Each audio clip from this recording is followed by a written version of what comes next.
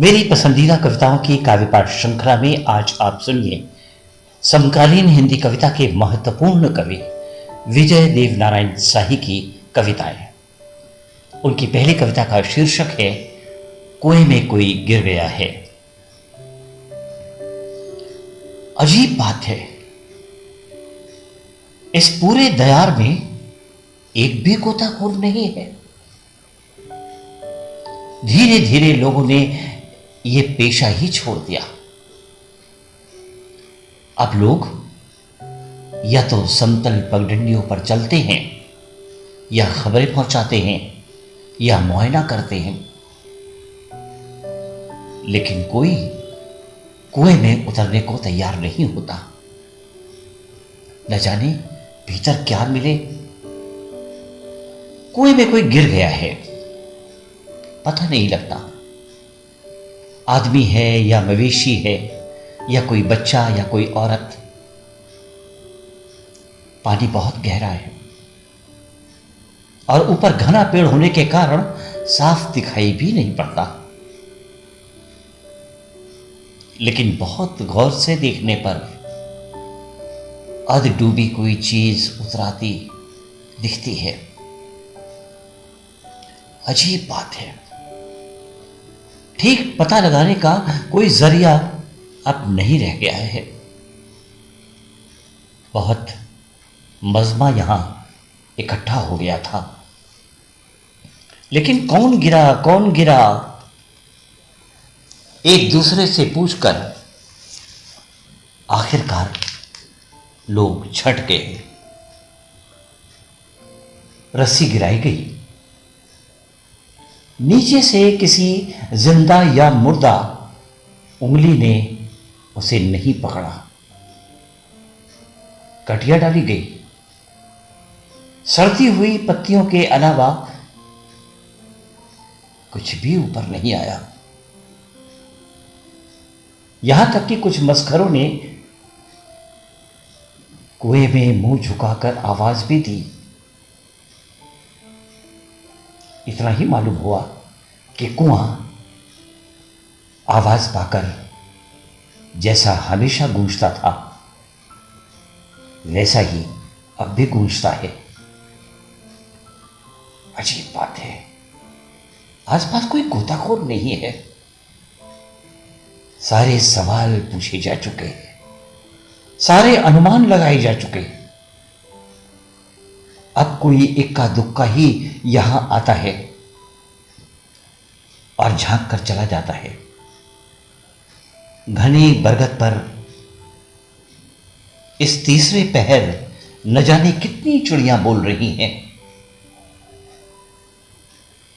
आसमान पर सफेद बादल ठहरे हुए हैं। कुएं के चबूतरे पर निवास करने वाला बैरागी लकड़ियां जलाकर हांडी चढ़ाने के फिराक में है। चारों ओर शांति विराजमान है, लेकिन अजीब बात है, कुएं में कोई गिर गया है। सच तो यह है कि किसी को कुछ भी नहीं मालूम। यहां लोगों ने दिल की तसल्ली के लिए मर्दमशुमारी की एक आदत डाल ली है। हर वारदात के बाद वो अपने समूचे वंश को कहीं एकांत में खड़ा करते हैं और गिन डालते हैं। जब कोई काम नहीं मिलता तो वो जान जाते हैं कि वारदात ने उनके लिए चर्चा का एक और अवसर दिया है, जिस पर वो अब तक अटकलें लगाते रहेंगे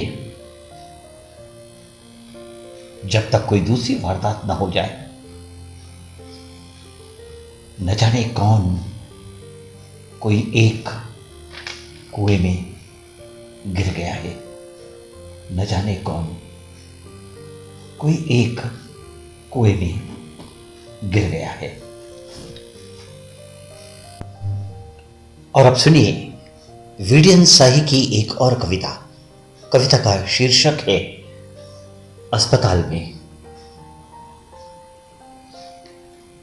बगल के कमरे में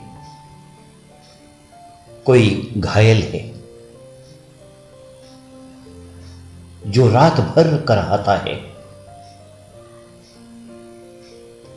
इस अस्पताल में दिन तो किसी तरह कट जाता है। कभी डॉक्टर आते हैं, कभी नर्सें आती हैं, कभी जमादार आकर झाड़ू दे जाता है, और नहीं तो अपनी सुविधानुसार दोस्त कुटुंबी आते हैं, हालचाल पूछकर चले जाते हैं। दिन तो किसी तरह कट जाता है,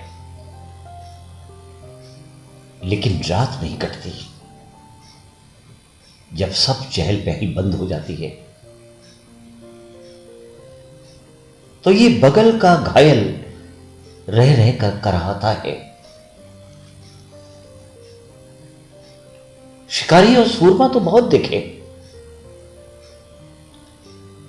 उनसे बात करने का ढंग भी मुझे बहुत पहले सिखा दिया गया। उनको झेलने का तरीका भी मुझे कुछ कुछ मालूम है, लेकिन इस कराहते पागल को कैसे झेलूं? मैंने डॉक्टर से पूछा, क्या इसको यहां से हटाया नहीं जा सकता? डॉक्टर ने मुस्कुराकर कहा, किस किस मरीज को हम यहां से हटा दें? मैंने पूछा, इसे क्या मर्ज है? डॉक्टर ने मुस्कुराकर कहा, हम किसी मर्ज को नहीं बताते, मरीज को सिर्फ दवा देते हैं। मैंने कातर होकर पूछा, आखिर ये सब कब तक कराहता रहेगा? मेरे लिए रात काटनी मुश्किल हो गई है। डॉक्टर ने मुस्कुराकर कहा, यह अस्पताल है, यहां हम किसी का कराना कैसे रोक सकते हैं? आपको असुविधा हो तो आप स्वस्थ होकर यहां से चले जाइए।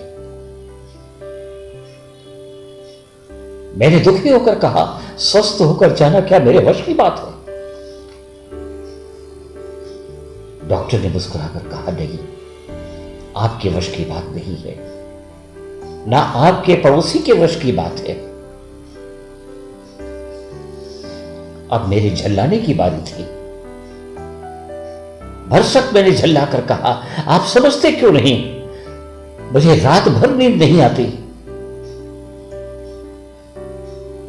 डॉक्टर के अब मुस्कुराने की बारी थी।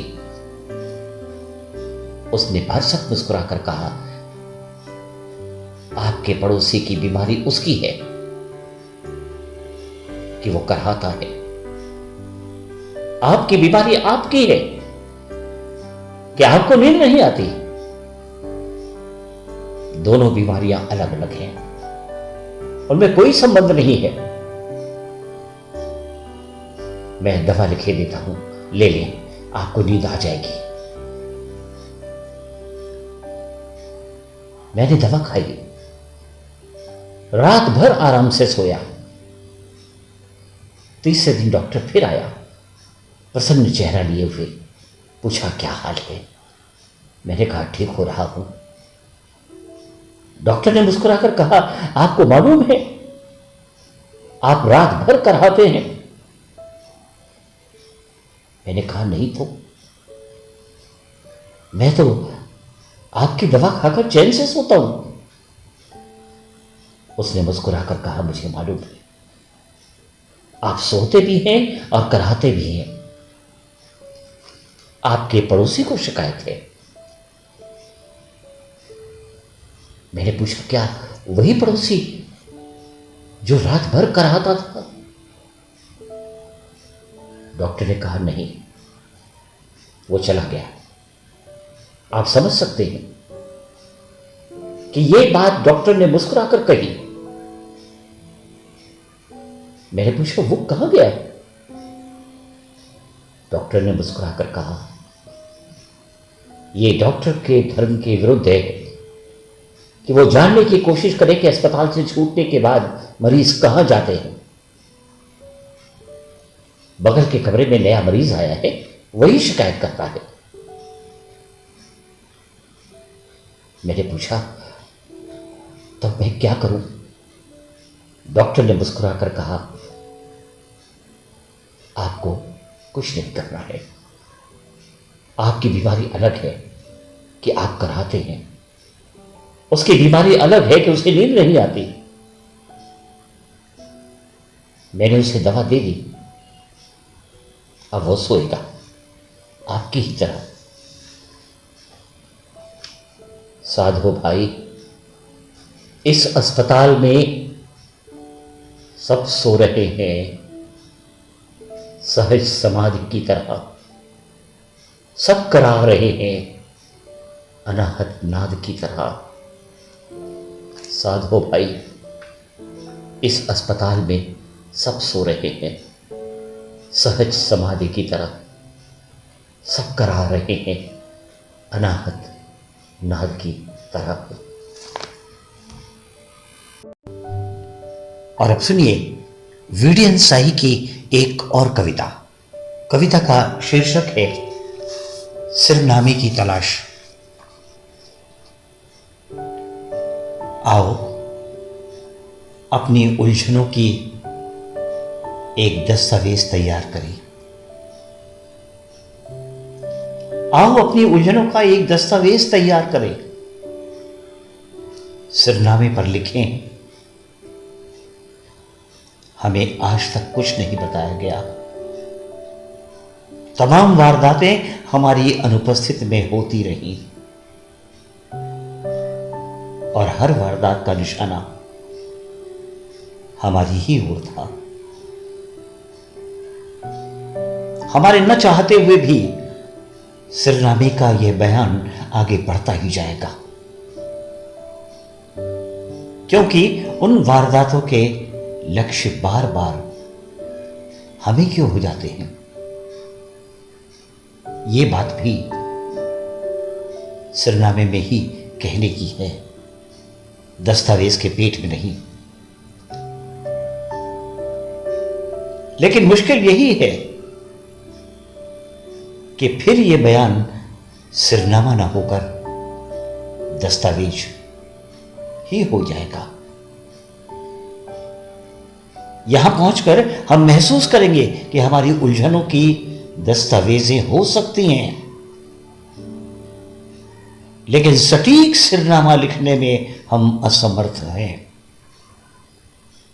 शायद हमारी उलझनों में एक उलझन यही है, हर बार हमारी दस्तावेज का सिरनामा गलत हो जाता है। नतीजा यह है कि हर बार हमारा दस्तावेज गलत दफ्तरों में पहुंच जाता है, जहां उस पर कोई विचार नहीं होता। सिर्फ हर दफ्तर में मुतफर्रिकात की मिसल दबीज होनी जाती है। हर बार हमारी दस्तावेज का सिरनामा गलत हो जाता है। नतीजा यह होता है कि हर बार हमारी दस्तावेज गलत दफ्तरों में पहुंच जाती है, जहां उस पर कोई विचार नहीं होता। सिर्फ हर दफ्तर में मुतफर्रिकात की मिसल दबीज होती जाती है।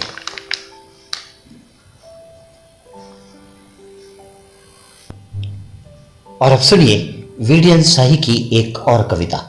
कविता का शीर्षक है मौत। एक न एक दिन तो यह होता ही कि तुम मेरे सामने आकर खड़ी होती और हाथ पकड़कर कहती, चलो, तुम्हें साथ ले चलने के लिए आ गया हूं।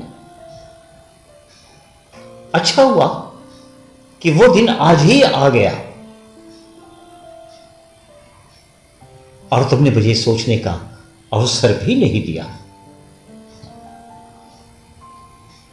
मैंने बहुत पहले सारे तंतु काट दिए हैं